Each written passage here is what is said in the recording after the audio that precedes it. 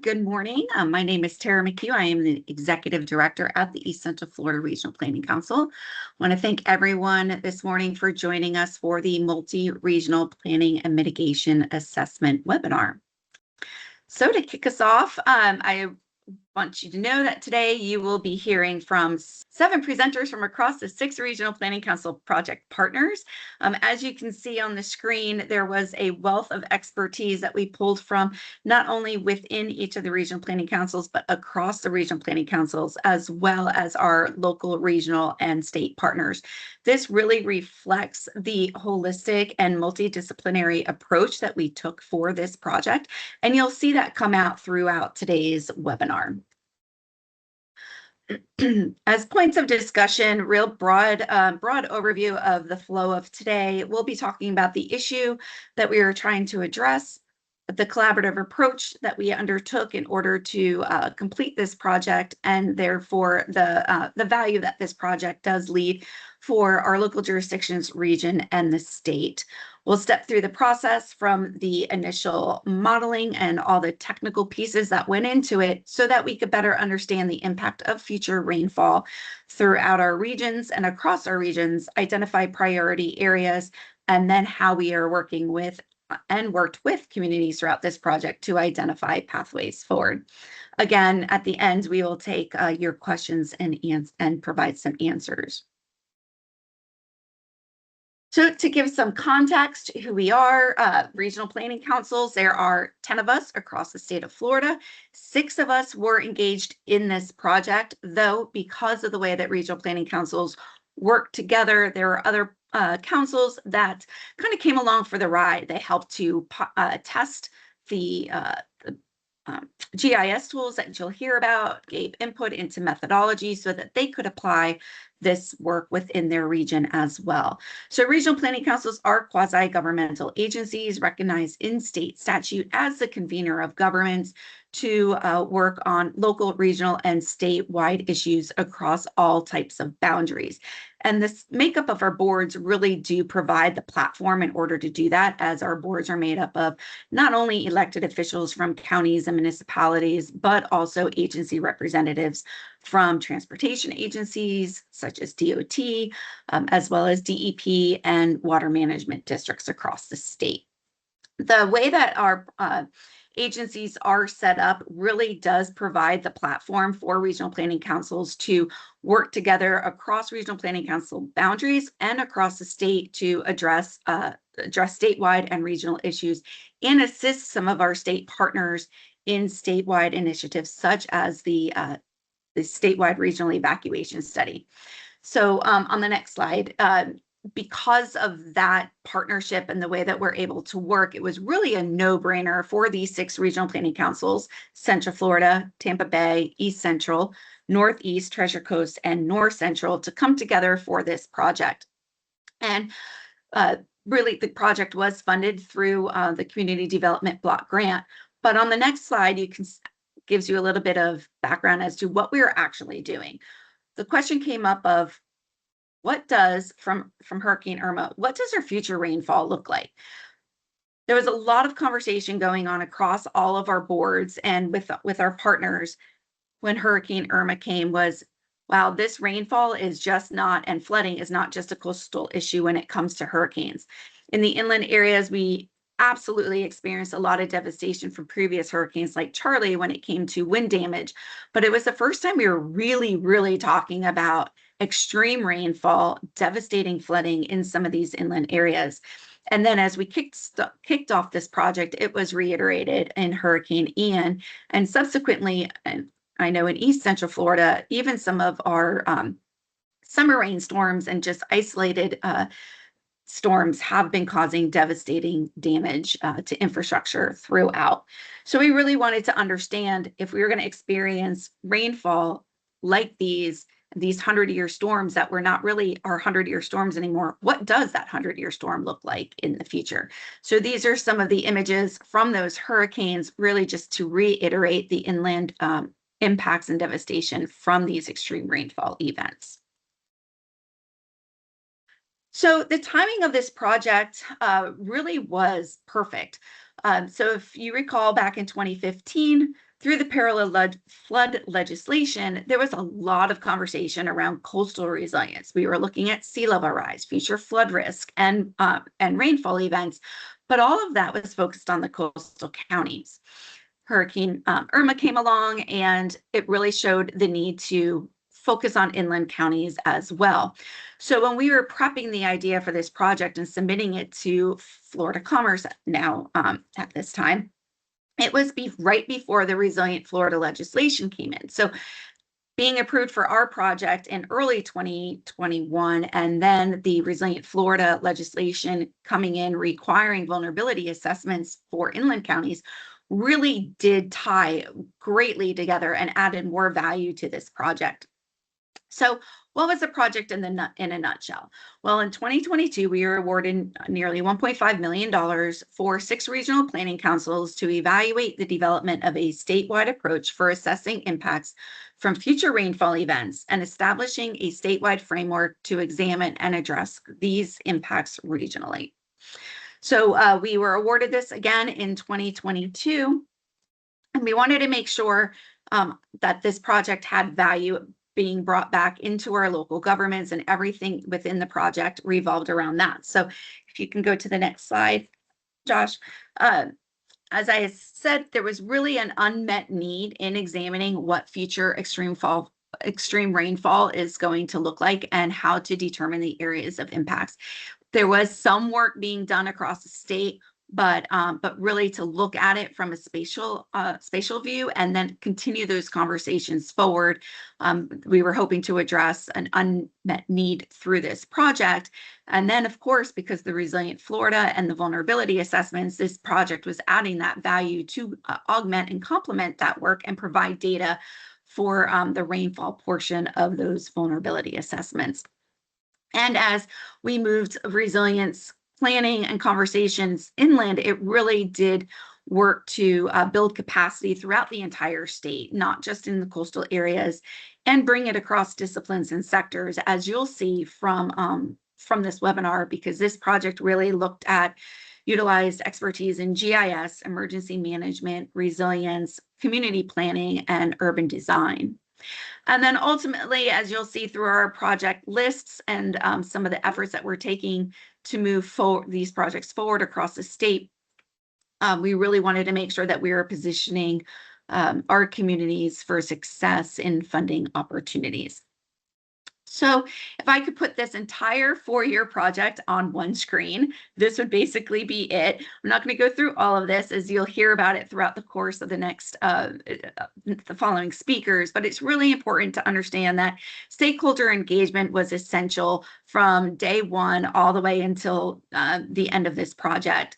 We leaned heavily on not only the expertise within the RPCs, but within our region, as well as your state and external partners, from academic to our various departments as well. We utilized these support systems, from the methodology development to quality controlling all of our outputs, and then obviously developing and identifying projects within our communities. So all of that methodology and that analysis really did lead into that regional mitigation needs assessment that we are currently all wrapping up, and the identification of priority areas and projects.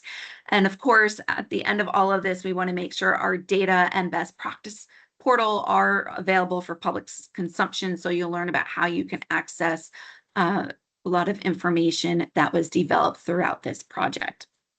And so with that, I am going to hand the presentation off to Joshua Sheldon to talk about the methodology and all of the technical aspects. Good morning. My name is Joshua Sheldon, and I'm the GIS Director here at the East Central Florida Regional Planning Council. So this project began in 2021, and at the time, Flood Hub was in its early days, so there was not a unified statewide rainfall change factor throughout the state yet. And at first, we wanted to try to align with that change factor. However, due to timing of the project, we had to go in another direction in order to stay on track. And to do so, we pulled together a technical advisory team, and it was decided to use the Cordex change factor data set, as that was the most complete data set and the most median change factor throughout the state. And with that technical advisory team, we decided to hone in on the 24-hour 100-year rainfall event. And looking at the increased rainfall throughout the state with our unified change factor, you could see that there is an increase in extreme rainfall events starting from now to the 2070 to 2080 planning horizon. And what we did is we utilized this Cordex change factor as well as the NOAA Atlas 14 data sets to come up with a place-by-place change factor throughout the state that is representative of data in real time. And that was really the first part of this modeling process, because we had to come up with the numbers that we were modeling to, and then the next phase was coming up with a tool that we could use to model these extreme rainfall events. So with one of our project partners, we came up with the Inudate tool, and this tool predicts flooding depth from different inputs throughout the state, and it comes up with both ponding and drain flow of rainfall events. And this tool is useful for regional and statewide and local governments, but it does not use local infrastructure, so it is not an H&H model, so it is not suitable for site level design or engineering. But we have found through the QC process and working with our local jurisdictions, it does a really good job of showing where that flooding may occur. And it also pairs a depth with those flood outputs to really start trying to figure out where you have additional planning or modeling needs to take place to really understand what is going on with that. And this model, it uses that unified change factor as well as NOAA Atlas rainfall data. And then we utilized the most up-to-date digital elevation models. And then we went in painstakingly and drew lines to connect areas where water should flow under roads or culverts, just to make sure that everything was connected. And then we also augmented this with different data sets like impervious surface, soil data, and land use and land cover to really come up with those flood outputs. And at the beginning of this project, ArcMap was the standard GIS tool. However, during this time, there has been a transition to ArcGIS Pro. So throughout another project, we actually took our ArcGIS plugin and converted it to an ArcGIS Pro plugin that everyone could utilize. And with that, you could now input those new statewide change factors to come up with different flood scenarios. And at the time of this project, we did not have a complete enough data set to run 500-year flood events, but with this new tool and the newest updated NOAA Atlas data, you can now run different storm events and different frequencies. And then we took all that data using the Inudate tool to really look at the impacts of extreme rainfall flooding throughout different areas. And then utilizing the Resilient Florida framework, we also conducted a sensitivity analysis, which I will be going into a little later on, but that really pairs a lot of these flood outputs with social vulnerability. And this helps examine the characteristics of flooding in an area, but also pairs that with the social aspects of an area. So we could really understand vulnerabilities and the vulnerable communities and those who are impacted most by extreme rainfall events. And then one thing we really wanted to hone in on is flooding has no boundaries. And because we are regional planning councils, we really wanted to blur the lines of where flood outputs end, but also where those jurisdictional lines end. So we took our flood data and generalized it in a way for public consumption, where we rate different areas as to where they have higher levels in areas of flooding. And that really helps determine priority areas, which we will go through later on in this project. So the first part of a vulnerability assessment is a exposure analysis. And by doing that, just really thinking about vulnerability assessments. As Florida's water woes are getting worse, we have rising seas, we have more increase in frequent storms, and the rainfall is getting worse and worse. This really threatens the state's economy, health, and environment. And these vulnerability assessments are a key way to manage flood risk and really helps understand where your vulnerable populations are, where your flooding occurs, and what infrastructure is getting most impacted by these rainfall and extreme weather events. And at the same time, at the beginning of this project, the Resilient Florida Grant Program came on board, and that was through Statute 380.093. And this really created a standardized way for jurisdictions to not only conduct vulnerability assessments, but gave them the parameters and guidelines as to what they should be modeling to and what they should be looking for. And the first part of that vulnerability assessment is coming up with a critical asset database. And this really gives you that infrastructure and have something to analyze your extreme weather events to. And for this project, we started with the Florida Department of Emergency Management data set. And then we paired that with the statewide assets, as well as we reached out to a lot of our local communities to try to fill in those gaps of what those two data sets did not have, because we found that a lot of local infrastructure was not included in those data sets. So now that you have an overview of a vulnerability assessment, the first part of that is an exposure analysis.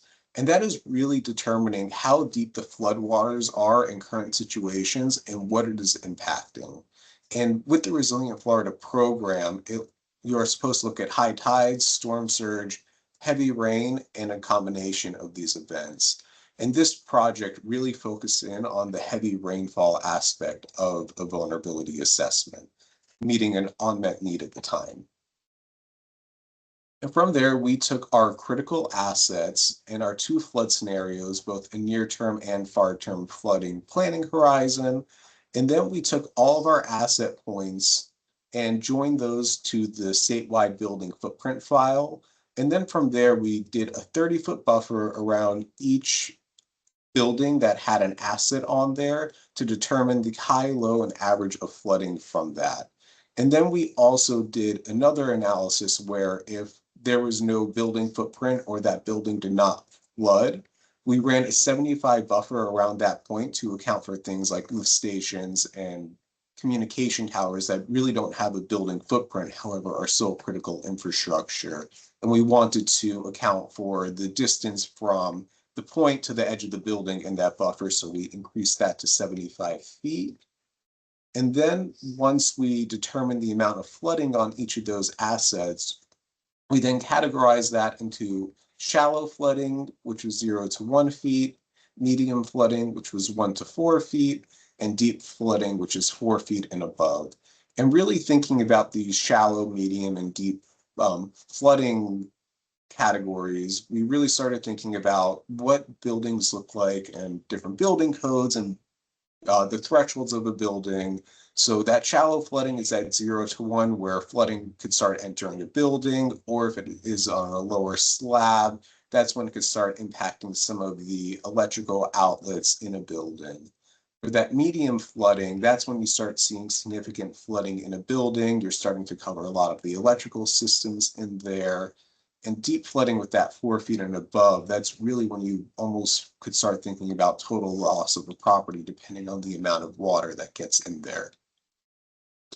And then each RPC categorized their assets the same way we do for the Resilient Florida program to get a count of assets if they're regionally significant, and then also counts of what could flood and a category of that. And then on our interactive web tool, we have most of those assets on a tool, and it shows that shallow, medium, or deep category of flooding with them in those two planning horizons. The second aspect of a vulnerability assessment is a sensitivity analysis. And building on the flood depth data from an exposure analysis, the sensitivity analysis assesses how bad things can get based on flood severity. It assigns a risk level based on the percent of land flooded and the affected critical assets. It can also include things like people and natural features. And the methodology that we adopted for each RPC pairs the social vulnerability and exposure to determine an area's sensitivity.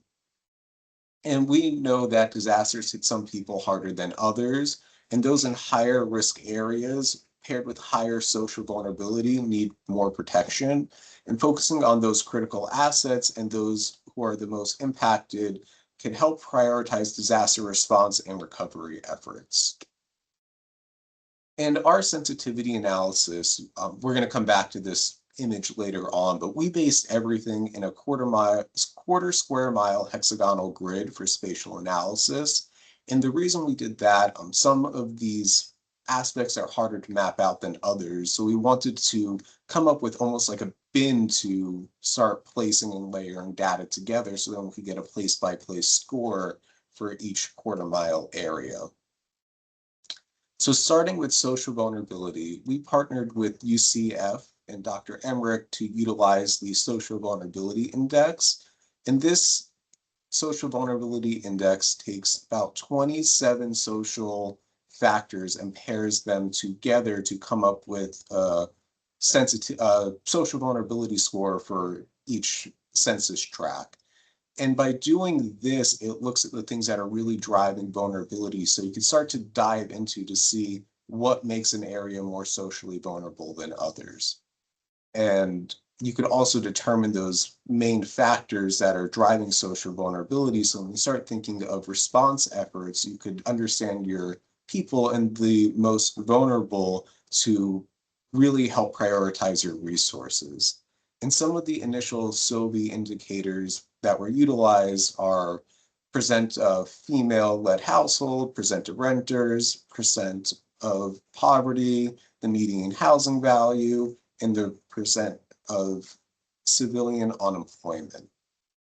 And then each RPC was tasked with adding additional regional drivers of vulnerability to their social vulnerability index to really help understand their regions and some of the different vulnerabilities they may experience. And for example, East Central, we looked at the percent of the population with disability, the amount of subsidized housing in an area, and the percent of people without broadband access. So now that we had a lot of these factors, we then wanted to come up with an equation to really rank areas, but not only look at flooding, but look at all these factors at a one-to-one way to determine an overall sensitivity score. So we looked at the current day flooding, the social vulnerability, and then we looked at population densities. We looked at the natural attributes of an area to determine different attributes that could impact flooding. And then we looked at those critical assets and where they lie. And that comes up with your sensitivity score. So then looking back at this image, you could see that each area is then scored at a 1 to 5 level based off of their vulnerabilities. And that really helps determine your most sensitive areas and how you could respond and mitigate against flooding. And why does all of this matter?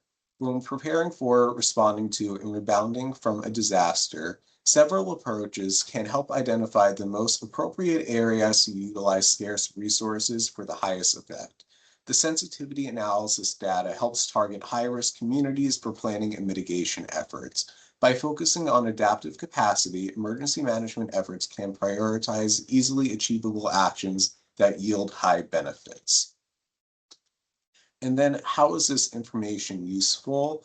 All of this really becomes a screening tool to identify problem areas. And then now that you have these problem areas and trying to figure out what is driving those, you can really start focusing on your solutions. And then we have an interactive web tool, which we'll be sharing the link to later on, but we put all of these flood scores as well as some priority areas, which we will be discussing later on, as well as those critical assets. So you could really start thinking about different projects and also who your neighbors are to try to figure out mitigation projects that could help benefit multiple people and multiple jurisdictions.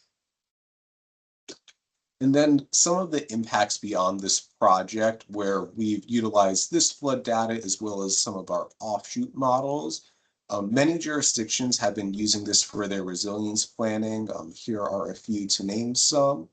And then Inundate Pro was created, and different jurisdictions are using that to model rainfall to the current Resilient Florida statutes. And then we also used this data to come up with enhanced flood visualizations with our partners from High Tide and Flood Vision. And these communication tools really help explain flooding and really show people those impacts of what could occur from these rainfall events.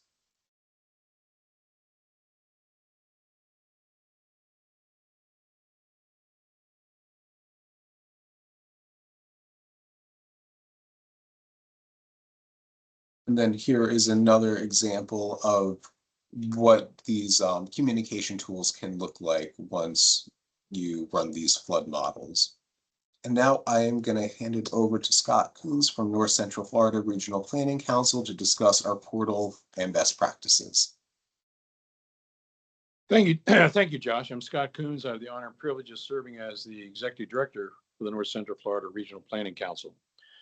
When addressing flood mitigation, there isn't a one-size-fits-all solution, as we all know. In some cases, green infrastructure may be sufficient.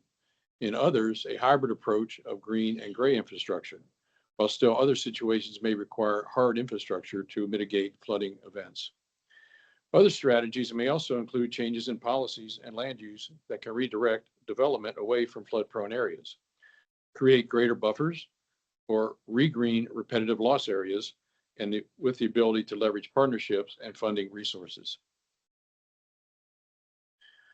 Leading into this project, many regional planning councils across the state were working with their communities in the realm of green infrastructure, and we've learned that many of our local governments were looking for best practices to integrate green infrastructure into their codes, policies, and manuals. Green infrastructure is a very attractive solution for both coastal and inland communities, as they offer many different strategies to not only reduce or mitigate flooding, but may also provide ecosystem benefits, such as habitat, groundwater recharge, water filtration, as well as add some community benefits. To assist our communities with this best practice research for on-ground projects, for manuals, codes, the team project worked together to provide and create a best practice portal to provide access to this information in one place. Over the next few slides, I will walk you through the portal and some of the information found there.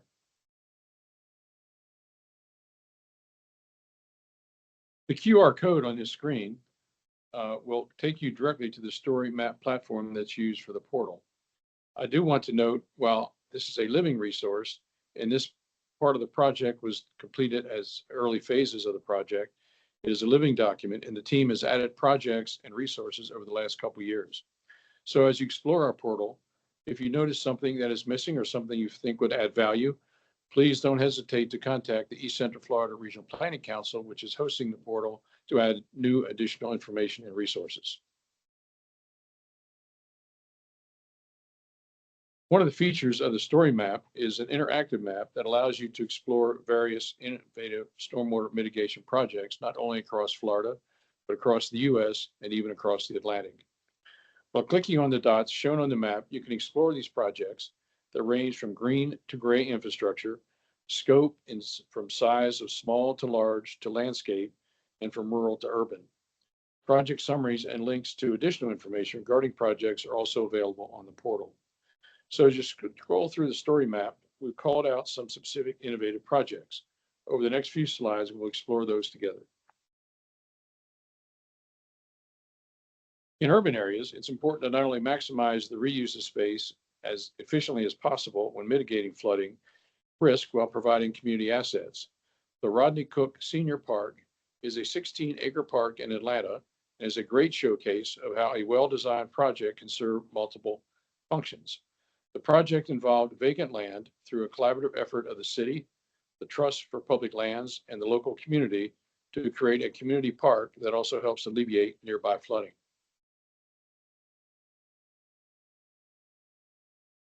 Roadway rights-of-way can have limiting factors when designing and redesigning roads to reduce either roadway flooding or adjacent flooding with many constraints. In this example, in the Tampa Bay area, bioretention cells were integrated into the streetscape, helping to reduce flow into the inlet drainage system and extending the life of the system while treating runoff prior to entering the stormwater system.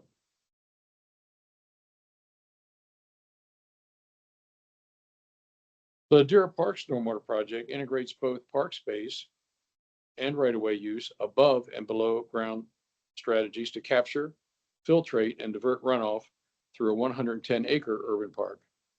It's a great example of how the combination of low-impact design, open recreation space, and gray infrastructure can not only mitigate flooding and conserve water, but also provide community benefits.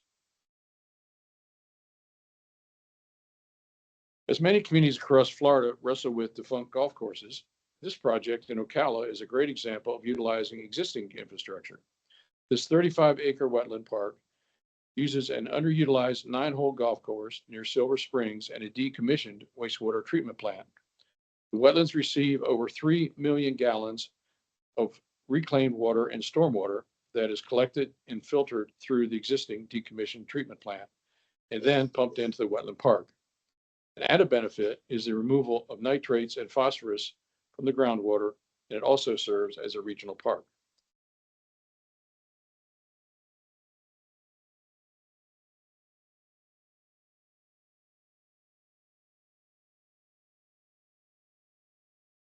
These projects would not be possible without the appropriate codes, policies, and manuals that allow for them and guide the projects. The portal provides links to best practices regarding codes, manuals, organizations, and other resources focused on stormwater mitigation. To reiterate, these mechanism projects evolve over time, so please do not hesitate to share any best practices that you're aware of to include in the portal by contacting the East Central Florida Regional Planning Council. As you see through the remaining slides, the team worked closely with stakeholders to integrate best practices into projects that came out of priority areas, as you will hear about next.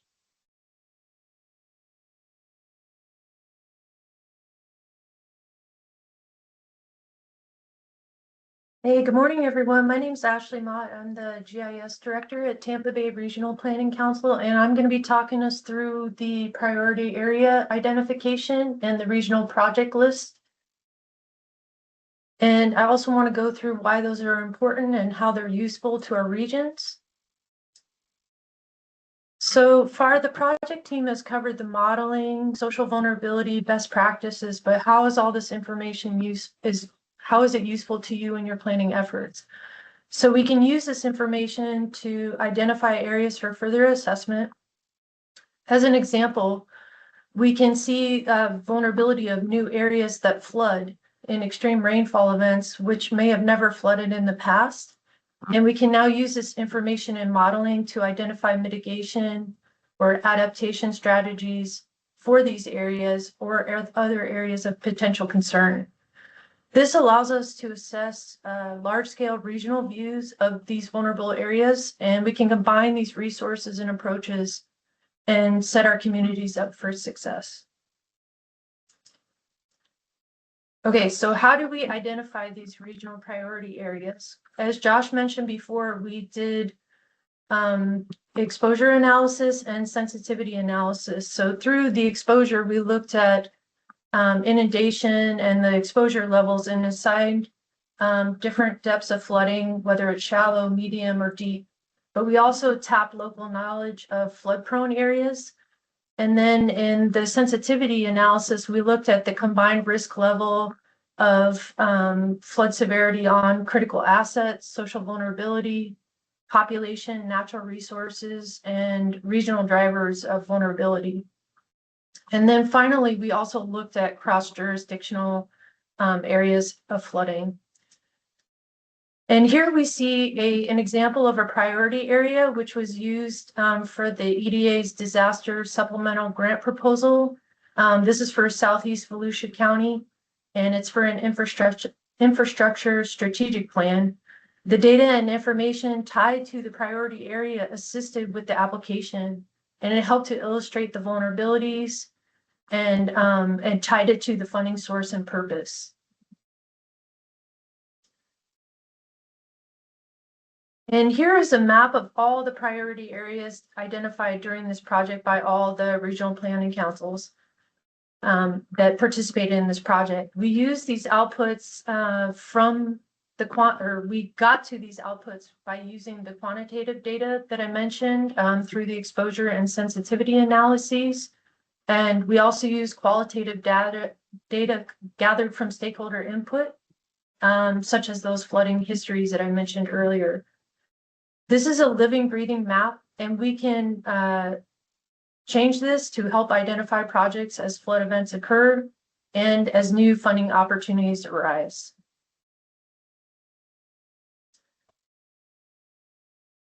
And so from the project areas, we developed a project list, and the project list is all about setting up our communities for success. And we created a baseline criteria for the project list to prioritize them. And so I'm just going to quickly go over some of the criteria now. We looked at multiple benefits, or what are known as co-benefits. So this could be socioeconomic benefits, environmental protection, etc. And then we looked at flood impacts and damage. Does the project area have history of known flooding potential?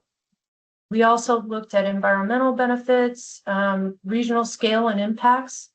Does the project provide direct benefits to 2 or more jurisdictions? Funding potential. Does this project fit funding guidelines or any known grant opportunities? And then cost benefits. Does the project have value benefits, opportunity costs, etc. And then we also looked at critical assets. Does the project area contain regionally significant assets, including those identified in the Resilient Florida statute? So finally, I just want to wrap up by saying, or getting to how these priority areas and the regional mitigation project lists are valuable to the local partners. So firstly, many grant opportunities ask for regional scale or multi-jurisdictional projects. So these projects offer co-benefits to reduce the risk of flooding across jurisdictional lines. And they also include regionally significant assets that serve 2 or more jurisdictions. As an example, this could mean a major transportation route, maybe shared power or other utility infrastructure, or something like a hospital or other emergency and community lifelines. Secondly, after disasters, funding is made available from federal partners, but typically locals are very busy with recovery during this time. So having the identified priority areas and this project list enables the regional planning councils to have known projects that meet the criteria of that funding. And so we can help drive conversations and make connections for the locals as they continue to focus on recovery efforts. So this project list is a living document, and you can connect with us to discuss the list at any time. And then we're also looking to update this list every 1 to 2 years. And now that the project lists have been completed in the course of this overall project, each RPC has selected 2 of those projects, and we worked from the list, and we worked with Treasure Coast Regional Planning Council. They have a design study team that helped us develop small area conceptual plans for those 2 selected projects. And now Jessica from Treasure Coast RPC is going to walk us through those now. Thank you. Thank you so much, Ashley. Jessica Seymour with Treasure Coast Regional Planning Council. As Ashley mentioned, I work within the design studio. So we got an opportunity to take all of those priority areas and see which would be eligible and likely candidates for conceptual plans. On the next slide, you'll see this is a familiar slide to what Ashley went over, but that last bullet point is new, and it helps to explain how all of the data points that have been discussed so far, including the sensitivity, those narrowing down to 5 project priority areas, was key to our analysis to select which areas would be illustrated in small conceptual plans. The small conceptual plans the goal there was to illustrate some solutions and mitigation, applying those best practices that were discussed as well. On the next slide, you'll see that there's a matrix of the different areas that we looked at. So for each RPC, we had 5 priority areas. We narrowed that down to 2 concept plans. And that was a challenging exercise because there's so much need, but the data really helped us to narrow that. And absolutely key to that discussion was the stakeholder local knowledge. We also looked to get a mix of urban and rural, inland and coastal, and a variety of project types, both rural and more urban, as mentioned. Again, I just want to point out, though, that stakeholder knowledge was key to helping to determine these areas. Our first area that we'll look at is the Gifford neighborhood located in the Treasure Coast. This is an example of one of those priority area maps. And you'll notice those hexagon shape comes up again. So that's indicating where our sensitivity metrics were coming into key input. You'll also see the types of critical assets that were mapped in this exercise. And then, of course, that teal color is where we're seeing the flooding inundation. So on the next slide, we'll zero in on that area. Again, this was in the Treasure Coast region, so we're looking at where Indian River County and Vero Beach meet in the Gifford neighborhood. Next slide. And on that map, this is again zooming in on that inundation map. The near flooding, term flooding is shown in green, and that orange color is the orange color is our near-term flooding, and the green is our far-term flooding. The black line indicates where we noted some existing infrastructure, in this case, that could be further enhanced to add capacity and help prevent some flooding in the area. This is in the top left, you'll see an image of what the existing conditions are like in that infrastructure. And so as part of our recommendations, we looked at the widening and the strengthening of those edges, as well as looking at how other nature-based solutions can come into here, including the addition of trees and mobility when looking at the resilience of the community and other amenities that can be added while infrastructure is being added. On the next slide, you'll see where onto the south along where again, this is an area where you're meeting between the city and the county, how there could be additional capacity built to the south of the roadway network there. This is 41st Street, where it's a critical roadway for accessing critical infrastructure that was shown on that earlier slide. It's critical transportation, part of the transportation network. And we illustrated some ideas for building capacity for more storage and along the southern edge at that airport.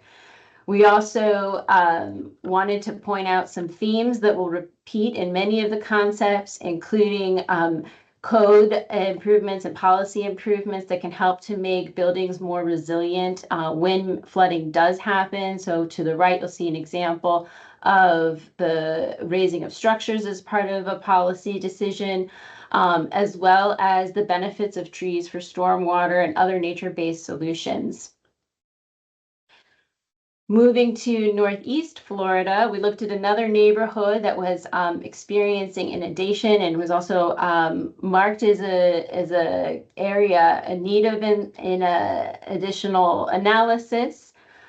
This is an aerial of that area. It's located just south of the town of Marineland in Flagler County. And on the next slide, you'll see, the near-term flooding is coming through that area. This map also indicates those pink lines are very important in this case. Those are showing where existing the existing path of the water. And right now, those existing paths are getting overburdened. And on the next slide, you'll see what happens when that occurs.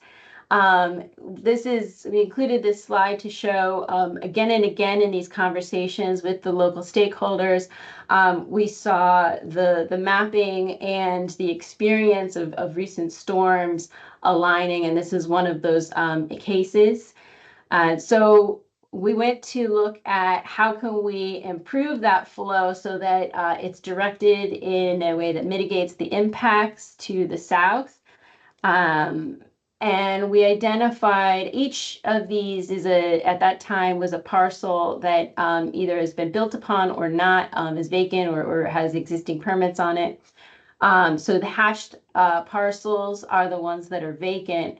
With the help of the data, we aligned as many of those with the path of the water, and with a combination of green and gray infrastructure, we wanted to illustrate examples of how we can build capacity along with a park-like environment and trails to help monitor those spaces, to more efficient storage at the county facility to the south that's already existing, and to some of the capacity that's within Washington Oaks State Park as well.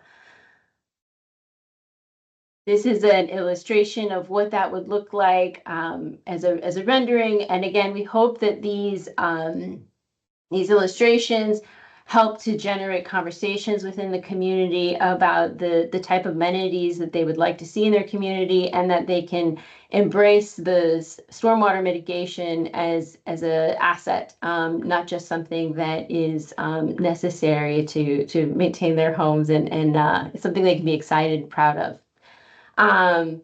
The next area is another area that example of a coastal community that also has inland flooding along Fort McDill and Bayshore Drive. To the right, you see again that inundation map where you've got a significant amount of near-term flooding. What we noted, though, was how well that the Air Force Base to the south had been already mitigating many of the flooding impacts along this area. So we took a lot of lessons from the work that they've been doing there, and came up with a cascade of interventions that could help mitigate some of the flooding to the neighborhood, and also critically keep Bayshore Drive accessible and cleared out sooner when there is a flooding event, since that is such a key piece of the transportation network and the operations of the Air Force Base. So we illustrated neighborhood interventions. We also looked at what could be happening at the shoreline and even out into the water.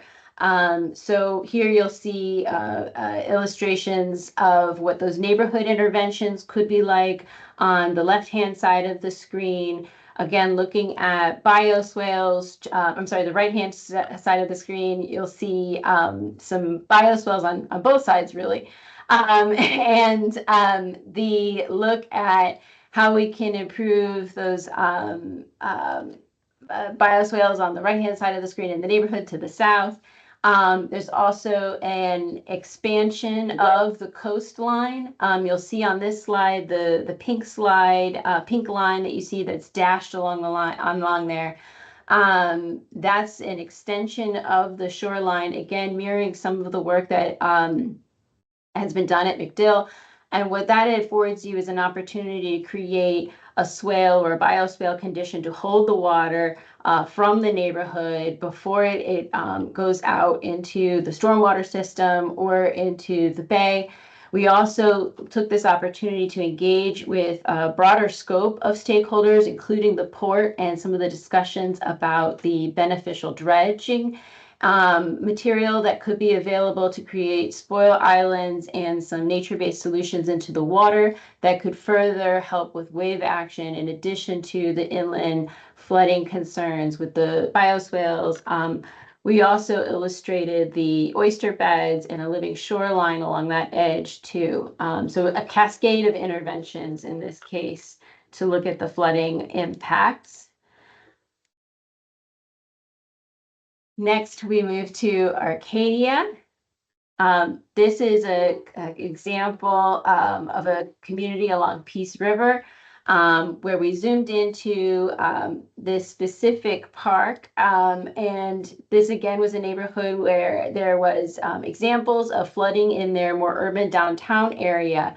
And looking at the flooding inundation and where it was happening, we also got an opportunity to look at how existing wetlands are a key piece of how we can look at stormwater and treating it and keeping the natural flows of water as a mitigation strategy. So that that blue area right there in the middle of Lewis Anderson Park is an existing wetland.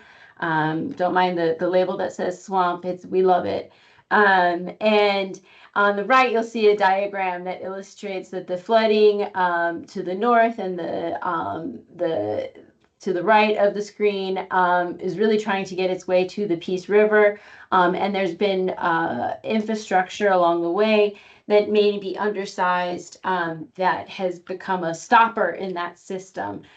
Resulting in additional flooding in the area. So we focused on some strategies to unstop that stopper. And on the next slide, you'll see some illustrations of that. So on the right, we looked at, again, building capacity along that water's flow, but also the need for larger and maybe some box culverts and the roadway network. Again, whenever we touched the roadway network, we looked at how can the infrastructure be improved for mobility and the resilience of the network for different modes of transportation, as well as improving the existing building network. And then on the right, you'll see that there's an illustration of how the wetland park could be expanded, improved upon, and again, amenitized as part of that park-like environment. And then the improved canal network going further on. To the south, we had some county-owned and maintained streets. And so we illustrated what those urban interventions might look like, including pervious pavements, some bioswales that like what Scott had mentioned earlier on, integrated into the street network so that every piece of the network is doing their part to mitigate flooding. The next area that we looked at was North Central Florida. And this was an example in Live Oak. In Live Oak, again, very similar to Arcadia, they experienced some flooding in their downtown area, and that was again reflected in the inundation that we saw in the analysis. So we zeroed in on an area that they already had a lot of enthusiasm for doing some work in. So you'll notice this illustration from a bird's eye view where we conceptualized with the town where storage capacity could happen to the south of the downtown area. We also identified some additional spaces that might be an opportunity.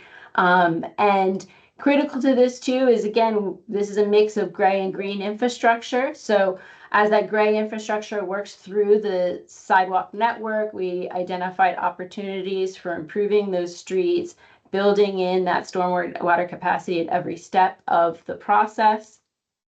And on the next slide, you'll see some illustrations of what that looked like. Unique to Live Oak too is that we have some adjacency next to a really important trail network. So we wanted to illustrate, again, with the stormwater park capacity for recreation and near those amenities. This site was also historically a pecan farm, which was a unique feature, and including that as something to maintain. And again, recognizing those trees as having some value in taking up water. Our next area is Mud Lake in East Central Florida. And very similarly, this area took a look at how nature-based solutions could be used to help mitigate some of the flooding needs in combination with gray water solutions. So to the left, you'll see Mud Lake, and then to the south of it, you'll see the near-term flooding again marked in the red. This is a case too where we see those drain lines reflected in the map. And again, that's telling us what way the water is flowing today.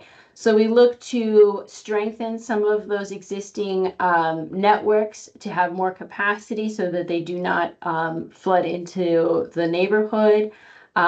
This was a unique case where we actually had lots of cities, the city of, we have Cocoa, Rockledge, and the county all intersecting in this location.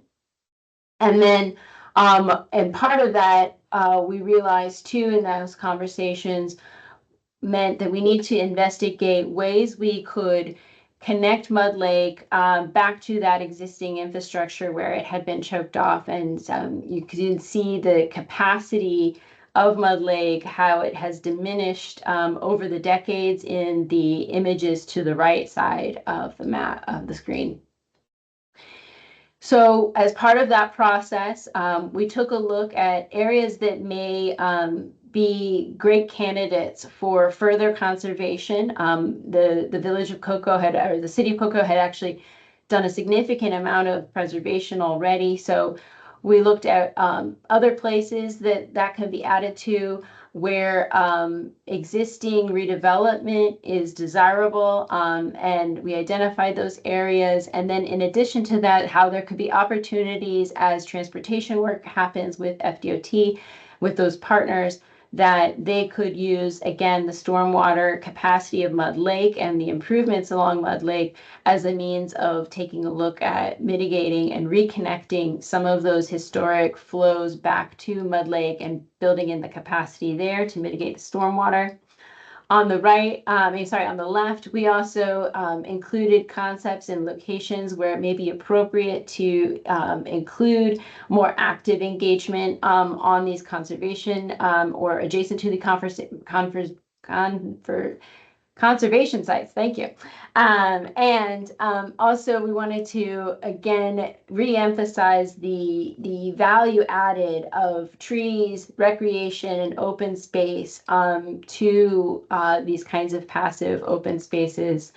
Conceptually, on the next slide, we did a cross section of the kinds of interventions that would need to happen, including the removal of invasives, the addition of littoral plantings, the trails and parks, native plant restoration, and then the deepening, in this case, of Mud Lake for that capacity. And with that, I'm excited to hand this over to our colleague Curtis Knowles to talk about the gaps and future considerations. Thank you. Thank you, Jessica. Like you said, I'm Curtis Knowles with the Central Florida Regional Planning Council. I'm the Emergency Management Community Projects Director and going to go over a few of the gaps and future considerations that we've identified for this project.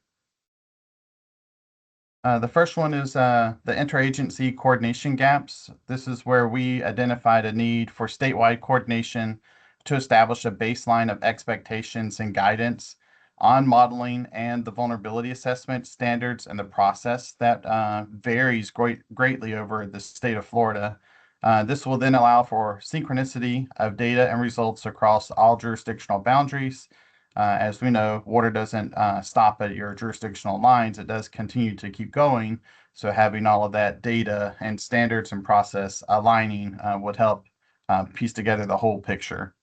As this project progressed, we did notice there are differences in priorities, timelines, and projects with the water management districts across the state, specifically as it aligns with data and strategies related to rainfall and flooding, which can create gaps in regional rainfall and flood mitigation across Florida.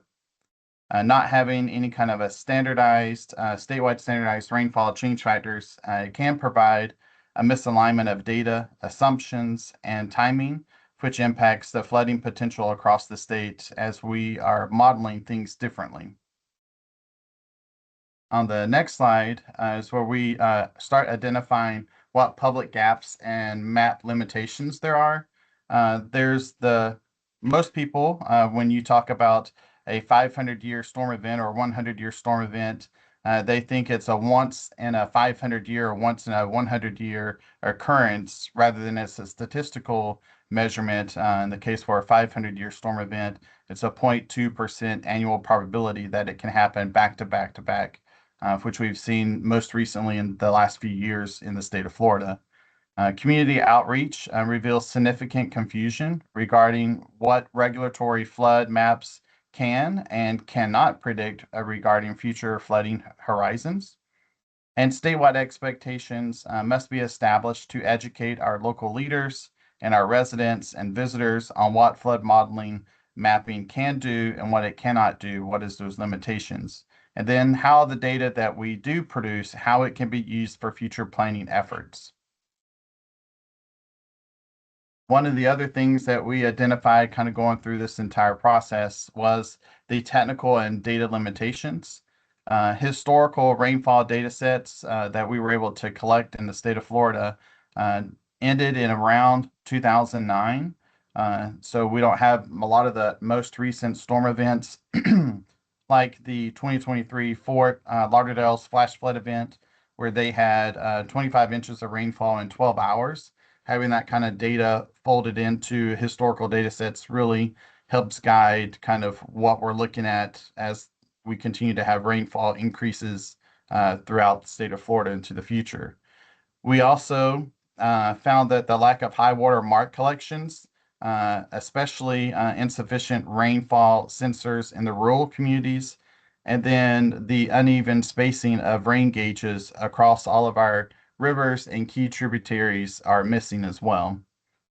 We need to standardize technology that we can use for compound flood modeling and to update to the NOAA Atlas 15 standards whenever they do get published, as the 2014 Atlas standards took around 20 years to develop in their entirety before they start to do their update for 2015.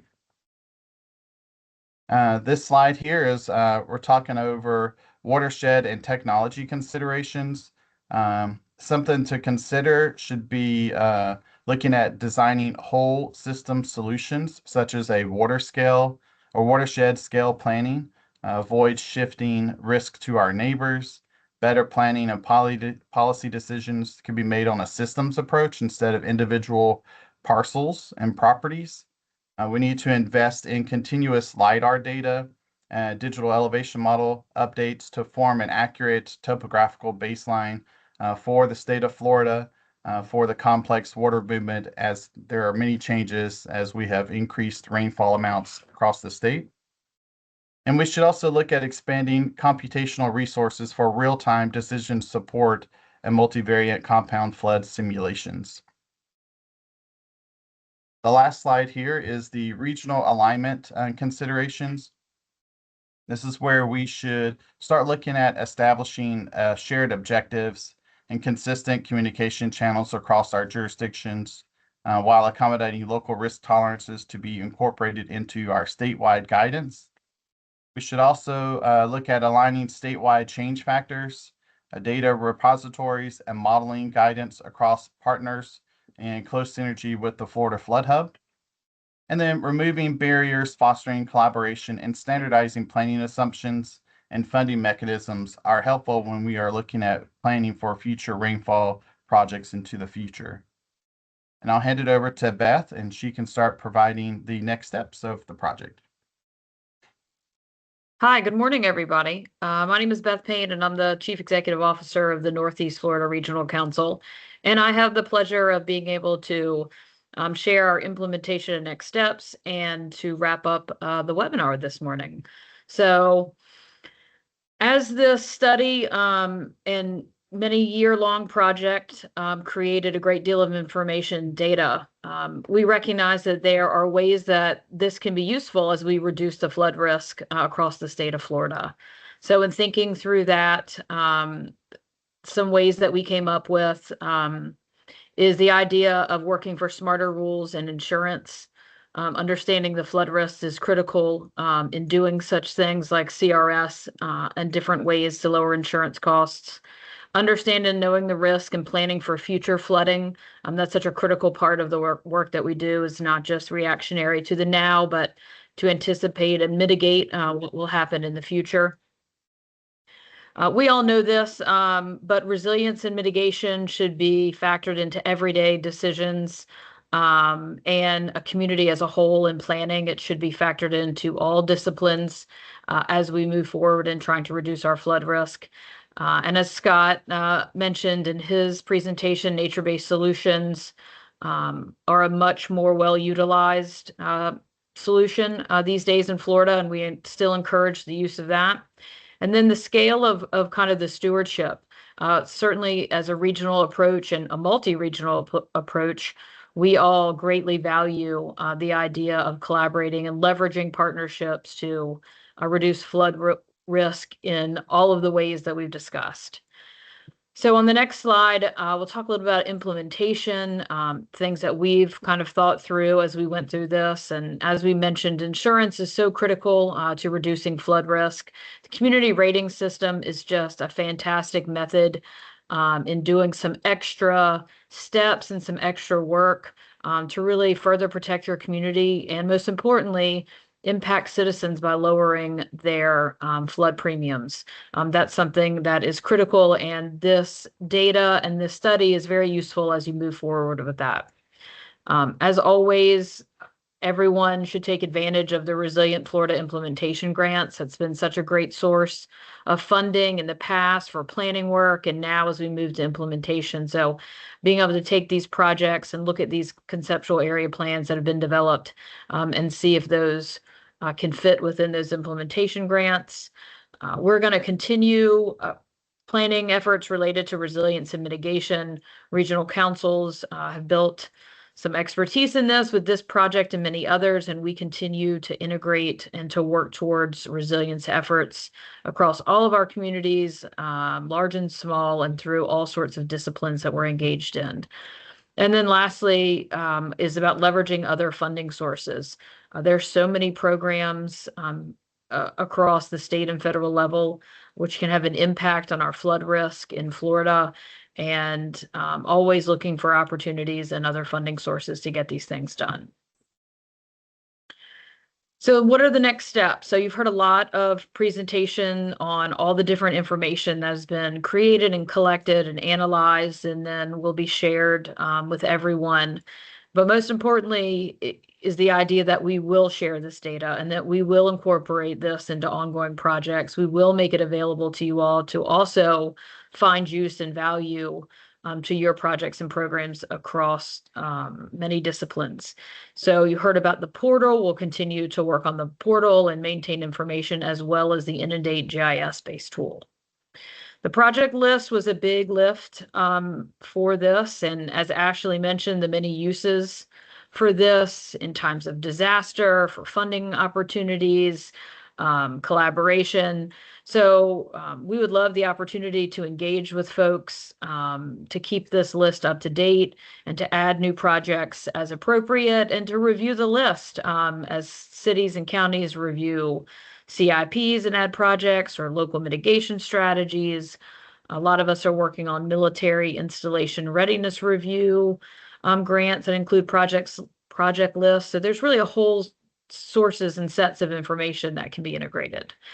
We will continue to integrate new findings, as Josh mentioned, about tools and change factors. And as Curtis mentioned, the idea that some technical standards hopefully will be updated as we go along. And so we certainly hope that we can continue to integrate updated data into our efforts as funding and time allows and as appropriate. And then I think for the last slide, and what's most important to regional planning councils is that we continue collaboration. Our organizations and our regional councils really rely and thrive and get our work accomplished so successfully because of all the great people and subject matter experts that we work with. So the idea that we're going to continue to leverage ideas and funding sources and this information to really build upon what we can do for the state of Florida as we mitigate risks for flooding. And so that just about wraps it up, and we appreciate everyone's patience and participation in this webinar. And I luckily get to turn it over to Lex to go through a series of question and answers. So here are our contact information. Feel free to reach out If you're interested, as you can see, the recordings will be posted, and I know that will all be covered.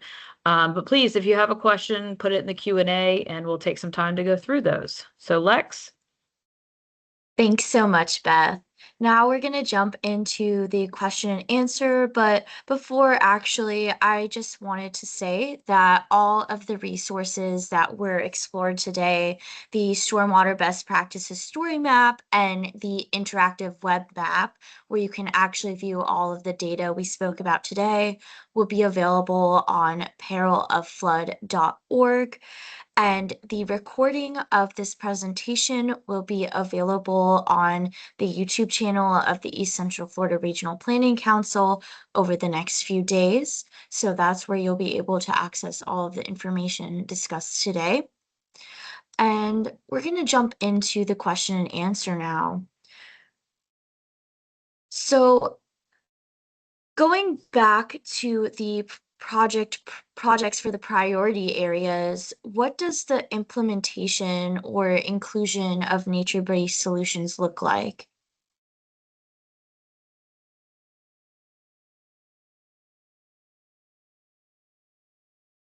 I can maybe jump in on that. I don't know if you wanted to address someone specifically, but and feel free, my colleagues, to add to this. That was, again, part of what the goal was for the conceptual plans. We couldn't, do a conceptual plan for every single priority area or every single one of the projects. But of course, we would love the opportunity to continue that work if there's other areas. But the idea was to, again, conceptualize some of those nature-based solutions for some of the areas that were needed. And so in some cases, they were larger stormwater parks, similar to what was seen in the best practices resources that Scott went over. In some cases, it was a mix of more gray and green infrastructure. But if there's more specific questions about that, I'd be happy to answer them. Thank you so much, Jessica. Jumping into some of the more technical part of this project, an attendee asked what sort of area reduction factors, if any, were used across large areas for rainfall rates or change factors.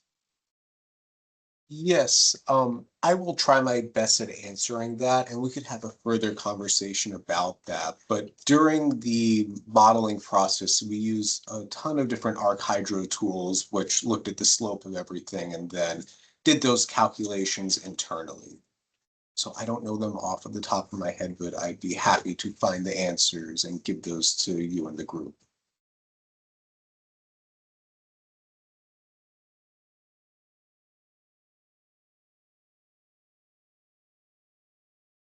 Another question was regarding the source of the social vulnerability index data.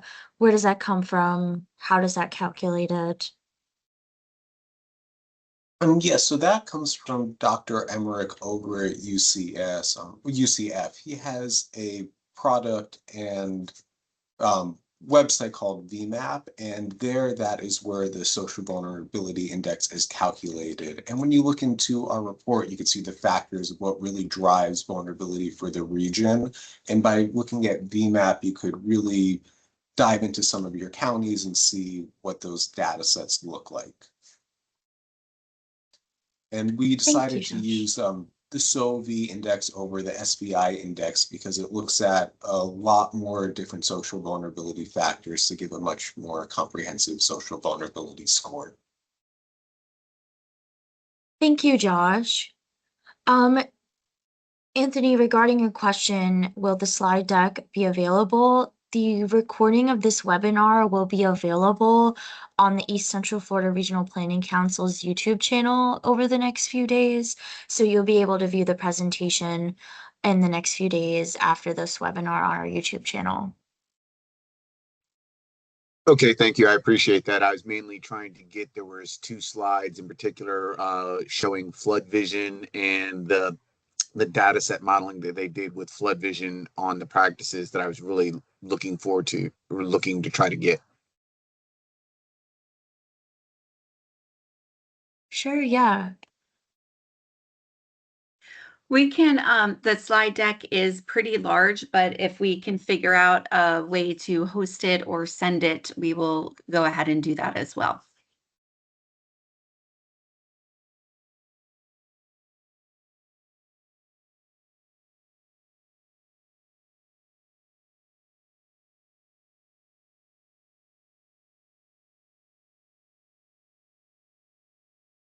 Just reading through the Q&A right now. There were some answers to this earlier in the Q&A box, but just wanting to bring it up again for the benefit of our other attendees. Diane Goldberg asked, have you looked at flood zones with septic systems that do not have sewer systems available to transmission to? I could answer that, and I believe Jessica was going to jump in and say the same thing. But in some of our small mitigation area plans and looking at priority areas, that was one of the things that was looked at. So as we were coming up with those conceptual plans, if that area had a lot of septic systems, that was noted and looked at, and mitigation practices around that were incorporated. Yes, I was glad that Diane mentioned that because I forgot to mention that when looking at the Oceanside neighborhood. That's the one that was near Marineland, the town there, and Flagler County. And that was a case where there's a gap in the infrastructure. And so you have a concentration of septic tanks, and there is a health and safety concern with flooding in that area naturally. So that was one of the reasons why that priority area was illustrated. And in that case, we're hopeful that the attention to the area will help to move along the conversation in that area about addressing the need. And it was very much so considered in the data and in what we look to prioritize. Thanks so much, Josh and Jessica, for providing clarification on that. I am not seeing any other questions come in, but I wanted to give you all the chance. Is there anything that wasn't discussed in this presentation that you would like attendees to know?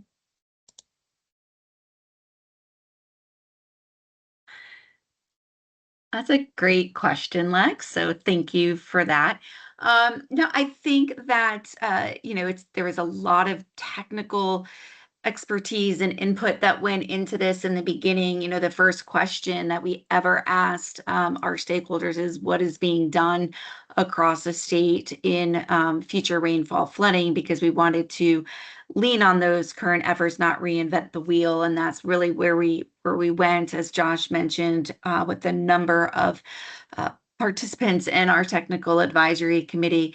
And just really wanted to thank all of our stakeholders from across the state and across our region who have been with us for 4 years as we've been delving into this project and asking them for their input and their validating our approach as well as our outputs. So we could not have done this without you, and we really do hope that our data and our tools are extremely useful for across the state on the local level and on the state level. So if there are any questions that anyone else comes up with, please do not hesitate to reach out to either your local planning council or East Central, and we can help to answer those questions or point you in the right direction for the resource. So I want to thank everyone for joining us today, and we look forward to working with everybody in the future.